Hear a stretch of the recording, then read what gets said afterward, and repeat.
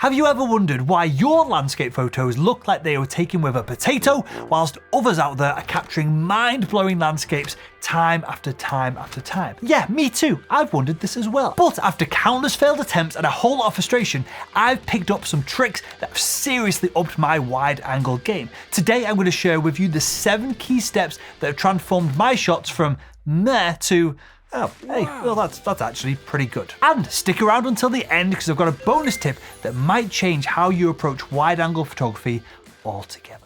Okay, so let's kick things off with the first step to wide-angle greatness. You know how in the world of extreme sports they say go big or go home? Well, in wide-angle photography it's more like get close or don't bother. Now, I used to stand back from my foreground. I used to try and cram absolutely everything in the frame, and then I wondered why my shots always looked so just flat. But here's the thing, wide-angle lenses are like that friend who exaggerates everything. They make close things look huge and distant things look very tiny. So what's the move here? Well, if you found an interesting foreground, then get right up in its face. I'm talking perhaps even inches away. And it might feel a little bit weird at first, like you're invading your subject's personal space. But trust me, it works wonders. Let's say you're shooting a rocky beach. Instead of standing at a normal distance, get down, get low. Yeah, you might get sand in places where you don't want sand, but shove that camera right up to the interesting rock or the shell, and suddenly that little rock or pebble becomes a boulder in your frame. And boom, you've now got some depth to your photo and hopefully a killer composition too. And the side benefit of this that I found once I started getting up close and personal with my foregrounds with a wide angle lens is that I started creating more photographs rather than snapshots. Now, for me personally, the biggest difference between a photograph and a snapshot is that a snapshot is what your eyes typically see at eye level when you're standing up at a scene at a glance. However, when you take an image from an interesting perspective that isn't typically at standing eye level, immediately the scene starts to look more like a photograph, something that I want to linger on and explore when I see it either on the screen or in print. In this example with the heather, I am literally inches away from the heather with the front of my camera lens, which is why it looks so imposing and interesting in the shot. But hey, don't just take my word for it. Next time you're out shooting, try it yourself. Get uncomfortably close to your foreground subject and see if it transforms your shot. You might be surprised at just how much more impact your images start to have. Now, speaking of impact, let's talk about how to make your compositions really pop with our next point. All right, picture this. You're standing in front of an epic landscape, camera in hand, ready to capture the shot of a lifetime, but you look through the viewfinder and it just feels a bit flat, a bit boring. Does that sound familiar? Because yeah, I've been there as well. And this is where typically leading lines can come in to save the day. Leading lines are like those fancy ropes that museums have that guide you through a carefully curated exhibit, except in this case, they're viewing your eye through the image. Now, I know what you're thinking, but Will, I'm not shooting a city street with a perfectly straight line heading towards the composition that I'm trying to photograph. And here is the cool part. Genuinely, look around. Nature is full of leading lines, as long as you know where to look. A winding river, a fallen tree, patterns in a rock face, these can all serve as leading lines. And here is a pro tip, get down low. When you're down low, even small cracks in rocks like this photo can become epic leading lines that draw the viewer to where you want them to get to within your shot. And to get practical for a second, why not try this? Next time you're out shooting, play a little bit of a game with yourself. Try to spot potential leading lines running in different directions and see if there's an image that you can make out of them. Because most people focus on the subject that they have in mind and then they desperately look around for leading lines to complement the subject. Instead, focus on the leading lines, follow them along, and then see if there's a subject that they point to that you can photograph. That is exactly what I did with this image. I liked the leading lines of this random rock that I found, but the rock has a basically 360-degree view around it in this location. So I stood up, I walked around the rock with my camera in hand until I found the subject of the lake that the rock pointed to. Now, if I'd set off to take a picture of the lake, which was obviously on this day with the lighting, the most striking element that I could see, the most striking subject that I could find from this hill, then I probably would have overlooked this cool foreground rock entirely. And I don't think the image would have been half as strong. So trust me, once you start seeing leading lines, you're not going to be able to unsee them, and your compositions are going to thank you for it. Okay, so now that we've got our viewers' eyes moving through the frame, let's talk about how to keep everything crystal sharp from front to back. Let's get real for just a second. Have you ever taken what you thought was an epic wide-angle shot, only to get home and realize that, well, half of the frame is blurry? Yeah, I've been there a bunch of times. It's like inviting someone over for dinner and then only serving them half a cooked meal. So first things first, your aperture is your best friend when trying to get wide angle shots that are sharp from the front of the frame to the back of it. Think of your camera's aperture like the pupil of an eye. The smaller the aperture gets, the more depth of field that your shot is going to have. And the depth of field is just how much from close to far of the image is actually in focus. So when I'm doing my landscape photography, I usually start at an aperture of around f8 and I adjust from there. If I'm really close to my foreground subject, remember point 1 of this video, then I might go to f11 or even f16 or even above. And here's where things can get a little bit tricky. Where in the frame, if you want all of it in focus, do you put the little focus icon when you're autofocusing your image? Well, the pros will talk about this idea called the hyperfocal distance, and it sounds very fancy, right? But let me break it down for you. Basically, all we want to do is focus about 1/3 of the way into your scene. This is like a Goldilocks zone of focusing. It's not too far, it's not too close. It's just about right to get the maximum depth of field of your shots. And one more thing, if you're really struggling to get everything sharp, then there's no shame in focus stacking. Focus stacking is where you take multiple shots of the same scene with each shot focused on a different part of the scene itself, and then you stack them together in Photoshop or whatever tool you're using on the computer when you get home. That's how I got everything sharp in this image. Now, focus stacking is admittedly a bit of a pain in the but sometimes it's absolutely the only way you're going to get a sharp image if there's lots of distance from the closest part of the frame to the furthest part away. And if you would like to get sharper images, click the link in the description below this video and grab a free copy of our photography cheat sheet. There's a whole cheat sheet on how to get sharper images with any camera, so click the link below. Right, now that we've got everything in focus, let's talk about how to get some serious perceived depth to your shots. Imagine this, you're at an all-you-can-eat buffet. Now, you would be unlikely to just pile your plate full of one type of food, right? Unless it's pizza, then I'm totally on board with you because it's my favorite food as well. But the same idea probably goes for your wide angle shots as well. You want to give your viewers a feast for their eyes. You want to layer on different elements that's going to give your photo depth and interest. And this is where layering comes in. So to continue the food metaphor here, imagine your image being much like a sandwich. You've got a foreground, which is the bottom slice of bread. You've got your background, the top slice of bread, and then you've got all the good stuff that's in between the two slices of bread, the fillings. Each layer adds something to the overall flavor. Well, the composition. Here is how I approach it. I look for something interesting in the foreground. Maybe it's a cool rock formation or a patch of wildflowers. In this photo, it's the wall and the gate that is in dark shadow. That is my bottom layer. Then I find something eye-catching for the background. It could be a mountain range or dramatic sky. That's my top layer. Finally, I look for elements to fill the middle ground. Maybe this is a winding river, a lone tree, or in this photo, it's the beautiful lake up in the Lake District here in the UK. And the magic happens when all of these layers come together. Your foreground draws the viewer in, your middle ground keeps them engaged, and your background provides, hopefully, that wow factor. But here's the kicker, you don't always need a grand sweeping vista to create layers.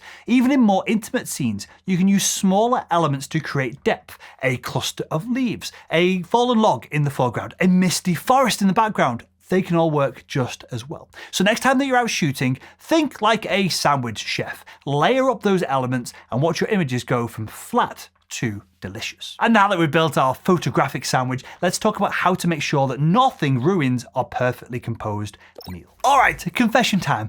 I used to be a bit of a hoarder when it came to my wide angle shots. I would try and cram absolutely everything I could see into the frame. I was always thinking, more is more is better, right? Well, this is wrong. This is so wrong.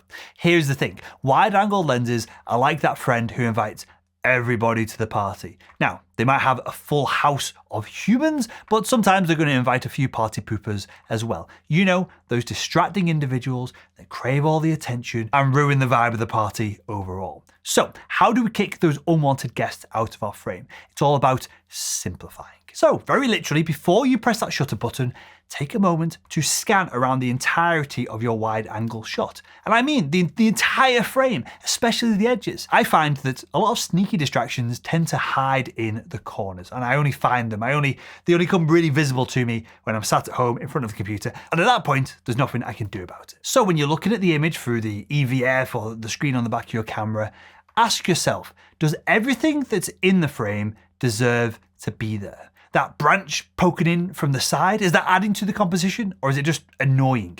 That piece of litter in the foreground, is that adding to the story that you want to tell, or could you just go and pick it up and get rid of it? And I'll let you in on the thought exercise that I go through when I take a picture, and especially if I've hiked to a specific location and I've got the tripod set up and I'm happy with the overall framing of things. This is the next step for me every single time. I look at the image and every single element of it has to justify itself, it has to justify its own existence in the frame. If it's not pulling its weight, it's out. I'll just zoom in slightly, or I'll change my framing, or I'll do something to get rid of it. Harsh, I know, but trust me, your compositions will thank you for this extra little step of care and process before you take the image. And remember, sometimes less really is more. And this is something that I still really struggle with. A clean, simple composition can often, very often, be way more powerful than a busy, cluttered one.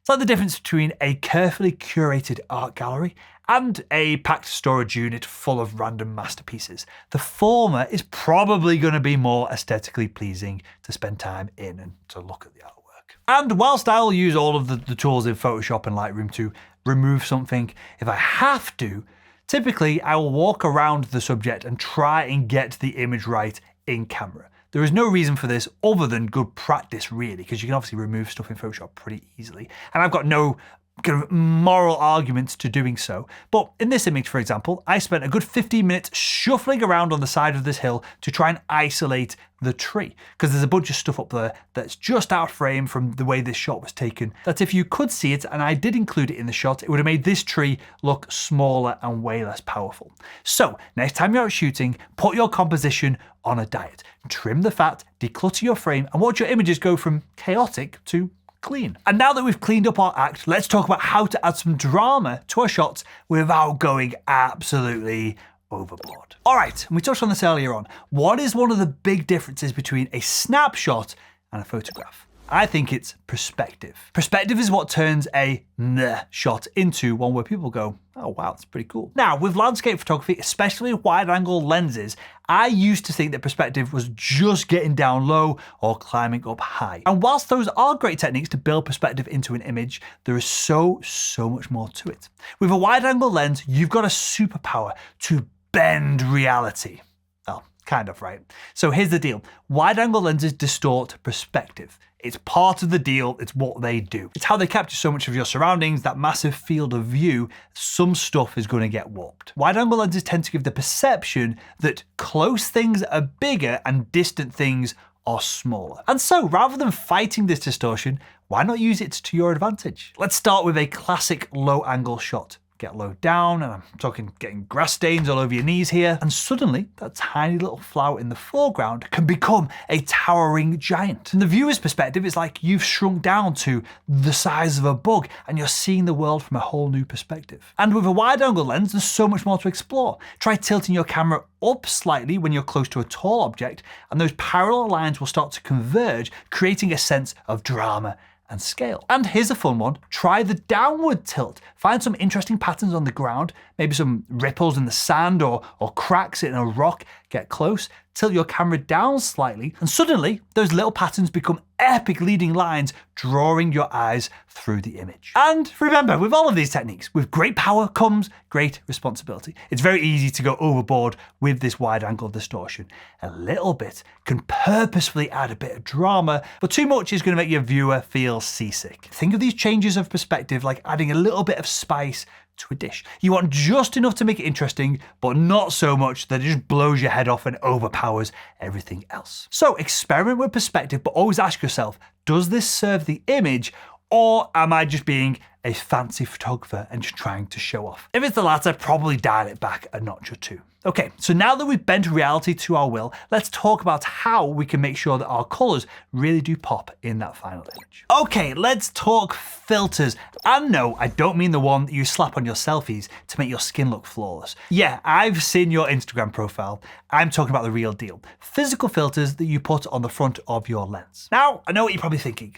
Filters, isn't that cheating? Well, no, not at all. You can think of a lens filter as sunglasses for your camera. They help the world see the way that your eyes do. So let's start with a polarizing filter. This bad boy is like magic for landscape photography in particular. It cuts through reflections, it can darken skies, it can make your colors pop like they're auditioning for a Skittles commercial. And I used a polarizing filter in this image to cut the glare from the top of the water so that the texture underneath was revealed. This is the massively over-photographed, famous Llanberis lone tree. And I personally think when I got rid of the glare on top of the water so you could see the Welsh slate that was underneath it, that helped tell the story of where the tree is located. But there is a catch. Polarizers and wide-angle lenses don't always play nice together. If you're shooting a really wide scene, especially with a lot of blue sky, you're going to end up with uneven polarization across the frame. One part of the image is going to be slightly darker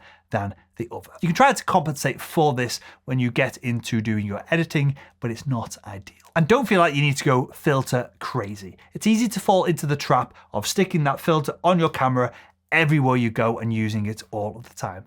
But sometimes the best filter is no filter at all. Use them when they serve a purpose, not just because you got it in your bag and you feel like you can. Think of it like this. A lens filter is a tool, not a crutch. They should be used to enhance your vision, not replace it. All right, we've covered a lot of ground here, but I promised you a bonus tip, and here it is, the secret sauce that took my wide-angle game to the next level. Now, I know what you're thinking.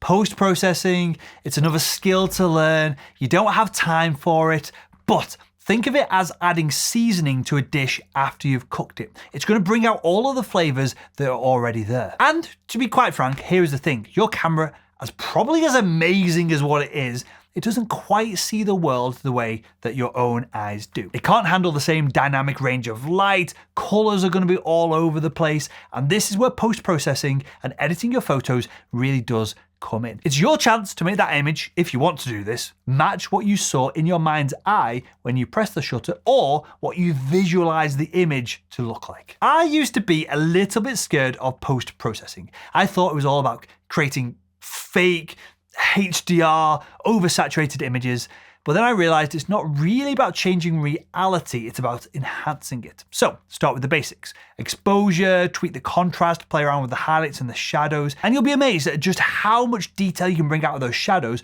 or how much mood you can add by just darkening the sky a little tiny bit. Then move on to color. Don't go crazy with saturation unless that's the style you're going for, of course. Instead, adjust the individual color channels. If you shot a sunset, maybe warm up those colors a little bit, or bring out the blue in a summer sky. And this was the biggest revelation for me when I started post-processing my own images. Don't forget about local adjustments. That is typically, in my workflow, where the real magic starts to happen. Dodging and burning, lightening specific parts of the photo and then darkening other areas. And all photographers suffer from exactly the same issue. You're stood there looking at a 3D image, your camera is capturing a 2D image. And so if you add a tiny little bit more highlights to the lighter parts of the image, a tiny bit more darkness to the darker part of the image, perhaps even more so than what was actually there in front of you at the scene, this compensates for the fact that we're looking at a 3D image on a 2D plane. And that's why I dodge and burn basically every single one of my images. And once they're edited, I like to step away from the computer and come back with fresh eyes. Maybe I'll go and get some food, get a coffee, whatever it is. And I like to ask myself, does this still look natural? Because the goal for most people, especially if you're doing any landscape or nature or adventure or wildlife photography or even travel photography, I guess, the goal isn't to create the perfect image. The goal is typically to help the viewer feel the same way that you felt when you were stood in front of that scene. If your post-processed image makes people say, wow, I wish I could have seen that in person, then you've absolutely nailed it. And if you'd like to continue improving your photography results, why not click the video that's on the screen right now.